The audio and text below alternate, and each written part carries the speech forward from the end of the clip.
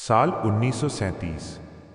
बंबई उच्च न्यायालय के उस विशाल और भव्य कक्ष में एक अजीब सा सन्नाटा पसरा हुआ था। बाहर मार्च की चिलचिलाती धूप थी, लेकिन अदालत के भीतर का तापमान उससे भी कहीं ज्यादा तीव्र और उग्र था। लकड़ी के उस पुराने कटघरे के सामने एक शख्स खड़ा था, नीले रंग का सूट, आंखों पर गोल चश्मा और चेहरे पर एक ऐसी शांति जो किसी गहरे समुद्र की गहराई में ही मिल सकती है। ये शख्स कोई और नहीं बल्कि डॉक्टर भीमराव अंबेडकर थे। अदालत का कमरा खचाखच भरा हुआ था। एक तरफ वे लोग थे जिनकी आंखों में सदियों की प्यास और अपमान का दर्द समाया था, अछूत समाज के लोग जो अपने मसीहा को उस अदालत में लड़ते हुए देख रहे थे। दूसरी तरफ रूढ़िवादी और कट्टरपंथी समाज के कुछ प्रभावशाली लोग बैठे थे। उनके चेहरों पर क्रोध, अहंकार और एक अजीब सी बेचैनी साफ झलक रही थी। उन्हें यह बर्दाश्त नहीं हो रहा था कि जिस समाज को उन्होंने सदियों तक पैरों की जूती समझा था, उस समाज का एक व्यक्ति आज उन्हीं की आंखों में आंखें डालकर अंग्रेजी कानूनों और तर्कों की भाषा में उन्हें अदालत में चुनौती दे रहा था। रूढ़िवादी गुट के लोग हर हाल में डॉक्टर अंबेडकर की हार देखना चाहते थे। उनका मानना था कि अगर आज ये आदमी जीत गया तो उनकी सदियों पुरानी व्यवस्था ताश के पत्तों की तरह बिखर जाएगी। ये मुकदमा कोई आम संपत्ति का विवाद नहीं था। ये मुकदमा था इंसान के इंसान होने के अधिकार का। यदि आप इस कहानी को सुनना शुरू कर रहे हैं तो अपनी सांसें थाम लीजिए, क्योंकि ये सिर्फ एक कानूनी लड़ाई नहीं है। ये भारत के इतिहास का वो पन्ना है जहां एक कलम और एक किताब ने सदियों पुरानी जंजीरों को हमेशा के लिए तोड़ दिया था। इस अदालत के दृश्य को समझने के लिए हमें ठीक 10 साल पीछे 1927 के महाड़ में जाना होगा। पानी जो जीवन का आधार है, जो प्रकृति का हर जीव मुफ्त और बिना किसी भेदभाव के पीता है। एक कुत्ता, एक बिल्ली, यहां तक कि एक जंगली जानवर भी तालाब से पानी पी सकता था। लेकिन क्रूर नियमों के कारण अछूतों को उस तालाब का पानी छूने तक की इजाजत नहीं थी। उनका छूना तो दूर, उनकी परछाई तक से उस पानी के अपवित्र हो जाने का दावा किया जाता था। बंबई विधान परिषद ने एक प्रस्ताव पारित किया था कि सरकार द्वारा संचालित सभी सार्वजनिक स्थानों और तालाबों का उपयोग हर कोई कर सकता है। महाड़ नगर पालिका ने भी इसे स्वीकार कर लिया था, लेकिन कागजों पर लिखे नियम असल जिंदगी में लागू नहीं हो रहे थे। तब 20 मार्च 1927 को डॉक्टर अंबेडकर ने हजारों लोगों के साथ महाड़ की धरती पर एक शांतिपूर्ण मार्च निकाला। यह एक ऐतिहासिक क्षण था। डॉक्टर अंबेडकर चवदार तालाब की सीढ़ियों से नीचे उतरे। उन्होंने अपनी अंजुली में पानी भरा और पिया। उनके पीछे पीछे हजारों लोगों ने उस पानी को पिया। ये पानी सिर्फ गले की प्यास नहीं बुझा रहा था, ये सदियों से सूखी पड़ी आत्माओं में आत्मसम्मान का बीज बो रहा था। लेकिन ये शांतिपूर्ण कदम रूढ़िवादियों को मंजूर नहीं था। कट्टरपंथी भीड़ ने डंडों और लाठियों के साथ निहत्थे लोगों पर हमला कर दिया। कई लोग लहूलुहान हो गए। इतना ही नहीं, बाद में उन लोगों ने तालाब का शुद्धिकरण करने का ढोंग किया। जब हिंसा से बात नहीं बनी तो उन्होंने कानूनी रास्ता अपनाया। महाड़ के कुछ कट्टरपंथियों ने अदालत में मुकदमा दायर कर दिया। उनका दावा था कि चवदार तालाब कोई सार्वजनिक संपत्ति नहीं है, बल्कि ये उनकी निजी संपत्ति है। उन्होंने अदालत से स्टे ऑर्डर ले लिया कि जब तक फैसला नहीं हो जाता तब तक कोई भी अछूत उस तालाब के पानी का उपयोग नहीं कर सकता।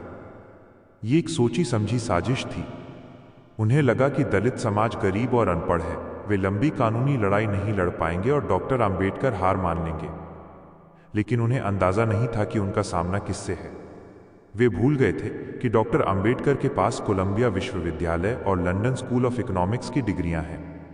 वे एक ऐसे बैरिस्टर थे जिनके तर्कों के आगे बड़े बड़े विद्वान टिक नहीं पाते थे। डॉक्टर अंबेडकर ने अपने अनुयायियों से कहा, हम ईंट का जवाब पत्थर से नहीं देंगे, हम खून नहीं बहाएंगे। हम इस लड़ाई को उसी कानून के दायरे में जीतेंगे जिसका सहारा वे ले रहे हैं। मुकदमा शुरू हुआ। विरोधी पक्ष के वकीलों ने बहुत अहंकार दिखाया। उन्होंने धर्म ग्रंथों का हवाला दिया और परंपराओं का रोना रोया। उनका तर्क था कि शास्त्रों के अनुसार अछूतों के स्पर्श से जल दूषित हो जाता है और ये उनकी निजी संपत्ति है। बारी थी डॉक्टर भीमराव अंबेडकर की। जब अंबेडकर अपनी जगह से उठे तो अदालत में सन्नाटा छा गया। उन्होंने कोई भावुक भाषण नहीं दिया, क्योंकि वे जानते थे कि अदालत सबूतों से चलती है। अंबेडकर ने एक के बाद एक दस्तावेज जज के सामने रखने शुरू किए। उन्होंने कहा, योर ऑनर, विपक्षी वकील परंपराओं की बात कर रहे हैं, लेकिन कानून तथ्यों पर आधारित होता है। मैं अदालत के सामने महाड नगर पालिका के कई सालों के वित्तीय रिकॉर्ड प्रस्तुत कर रहा हूं। आम्बेडकर ने साबित कर दिया कि चवदार तालाब की मरम्मत और सफाई का पूरा खर्च सार्वजनिक फंड से होता रहा है। उन्होंने दलील दी कि जिस संपत्ति का रखरखाव जनता के टैक्स से होता है वो निजी कैसे हो सकती है, और यदि ये सार्वजनिक है तो इस पर हर नागरिक का अधिकार है। विरोधी वकीलों के पसीने छूटने लगे। जब वे फिर से धर्म का सहारा लेने लगे तो आम्बेडकर ने उन्हें टोकते हुए कहा, अदालत किसी की धार्मिक भावनाओं के लिए इंसानों के मौलिक अधिकारों का हनन नहीं कर सकती। यदि जानवर इस तालाब से पानी पी सकते हैं तो एक इंसान के छूने से यह दूषित कैसे हो सकता है? यह धर्म नहीं बल्कि एक अमानवीय कुप्रथा है।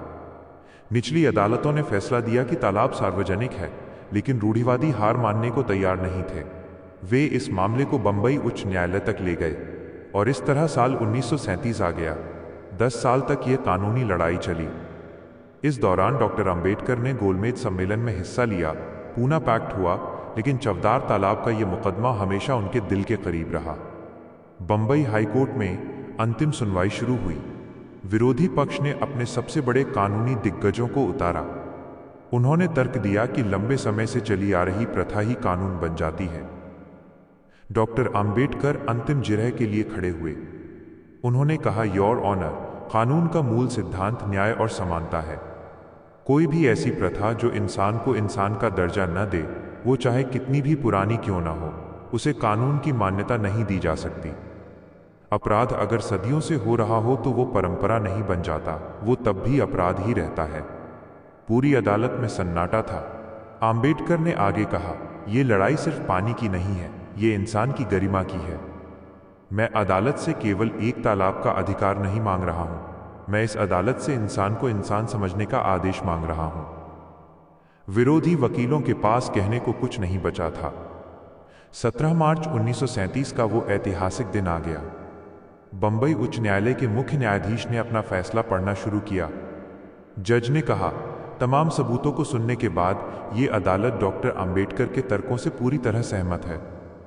विरोधी पक्ष ये साबित करने में विफल रहा है कि ये तालाब उनकी निजी संपत्ति है। यह अदालत फैसला सुनाती है कि महाड का चवदार तालाब एक सार्वजनिक संपत्ति है और हर व्यक्ति को इसका उपयोग करने का पूर्ण कानूनी अधिकार है। जैसे ही जज ने फैसला सुनाया, चारों तरफ डॉक्टर बाबा साहेब अम्बेडकर की जय के नारे गूंज उठे।